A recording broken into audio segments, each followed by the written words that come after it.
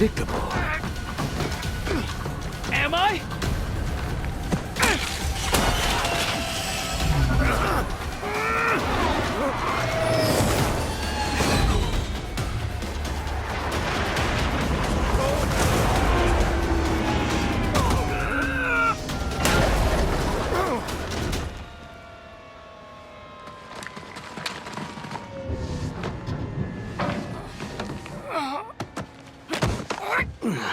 You tried. I'll give you that. Get your hands in the air!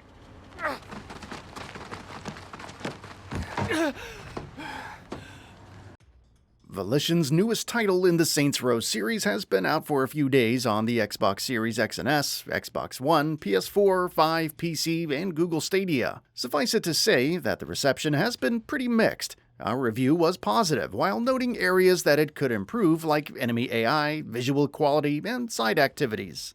And while there have been other positive reviews, the open-world reboot has an overall score of 63 on Metacritic. Not exactly what one was expecting for the Saints' big comeback, and their biggest adventure in nearly 9 years. The reviews caused stocks for the Embracer Group, the parent company for Deep Silver, which publishes the game, to take a tumble, which is not great, especially since it considers the reboot as one of its more important releases for the quarter. One could look at the reviews and believe that critics aren't too high on the game, and truth be told, the number of mixed and negative reviews on Metacritic outweigh the positives, 42 to 18. However, if you look at the reaction from gamers, whether it's in the comments on videos or the limited user scores on Metacritic, you'd think this is one of the worst games ever made. So what gives? Why do some gamers dislike Saints Row so much? The amount of dislike actually goes back to the reboot's initial reveal and announcement. At the time, Saints Row garnered dislike for a variety of reasons. These include a setting that opted for more realism but still stretched credulity as the series usually does, just not as organically as a real Saints Row title would.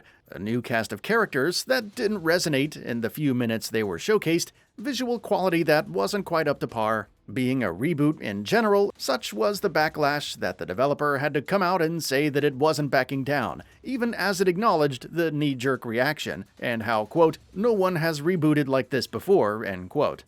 First off, it's worth asking, why did Volition opt for a reboot?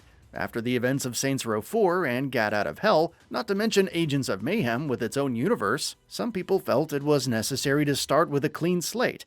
Furthermore, sticking with a more grounded approach made sense in many ways. There were complaints that Saints Row 4, despite being a blast, had jumped the shark by a massive degree. How does one even go back to the days of Stillwater after all that?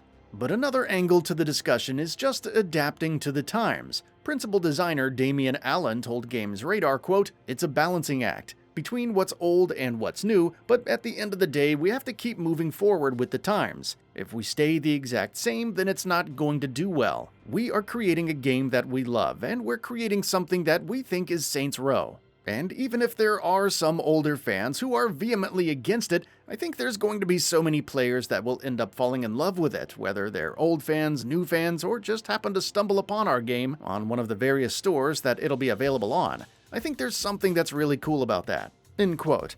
Once Volition started showing off more of the game, it became obvious that certain things fans loved about the series were still in place. You could still create your own character and go crazy with the customization. The combat was still over the top and explosive, even though it was using new systems like flow and perks, and mostly sticks to more realistic weapons. Santo Ileso looked a lot bigger than one initially thought, and while there were no powers, it was possible to wingsuit around at high speeds and assault NPCs indiscriminately. However, these aspects being in place weren't enough when the characters that no one liked were present. In that sense, I can empathize with those who dislike the game.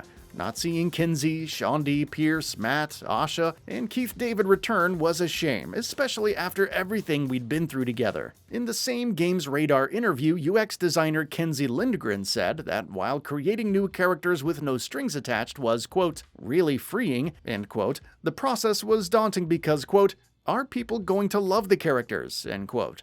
For some, the first impression is usually the last, and they weren't impressed with what Nina, Kevin, and Eli had to offer. The visual quality is another pain point. Even though Volition delayed the game and improved its fidelity, it's still a major step behind contemporary open-world games like Horizon Forbidden West, Ghost of Tsushima, Red Dead Redemption 2, and so on. Not that the previous Saints Row games were known for their visual brilliance either, but I don't fault some fans for expecting a much bigger visual leap 9 years later. There are also reports of bugs and glitches, some players facing way more than others. Though a part and parcel of nearly every game, especially open-world titles, these added further fuel to the fire. Of course, if I faced such a significant number of bugs when paying full price for the game, I'd be annoyed too. But the main reason I believe that Saints Row is going down well with some fans and absolutely reviled by others goes back to that balancing act that Alan spoke of. The cast is subject to long-standing life issues like struggling with rent or just finding the motivation to get out of bed. Instead of delving deeper into those, it embraces the more light-hearted, zany style of Saints Row and its depiction of the underworld. And while it doesn't stay the exact same as older games, many critics have pointed out how dated it feels in the controls and overall gameplay, whether it's the shooting, movement, or the design of side activities. However, for some fans, it could serve as a classic throwback to the older games, just with some tweaks and changes. This is one of the problems with balancing the old and new, since satisfying everyone rarely goes well. The range of review scores is an indication of that. At the end of the day, the reasons that one disliked Saints Row could very well be the same reasons that someone else likes it. I may not find the main cast endearing due to my connection with previous games' characters. Others have found the new characters quite enjoyable and fleshed out, even if the overall story is somewhat lacking given its initial setup. I may want a game with extensive side quests and painstaking attention to detail. Others probably just like the arcadey nature of Saints Row gameplay, whether it's playing insurance fraud or just going out and blowing stuff up on the streets. I'm not a huge stickler for visual fidelity, but others may feel that a game should achieve a certain visual benchmark when it's priced at $60. Everyone has different expectations, as Alan noted. Quote, "Sometimes I hear from fans that they love different aspects of the franchise, and that doesn't resonate with me in the same way. So, as much as possible, we focus on breadth, on variety, and on making sure that we are really asking ourselves, does this add to the player's enjoyment, and is it something that's worth their time?" End quote.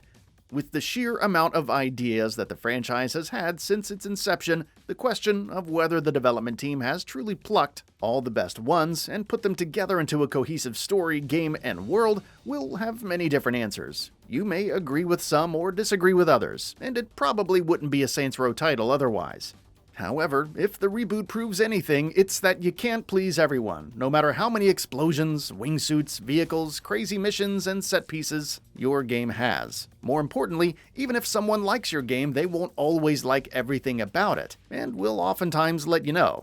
So it goes until the end of time. That's all for now. If you enjoy what you saw, please hit the like button. And if you're new to the channel, now is a great time to subscribe. We upload brand new videos every single day. After subscribing, don't forget to enable all notifications by clicking the bell icon. Thanks for watching this video, and we'll see you next time, right here on GamingBolt.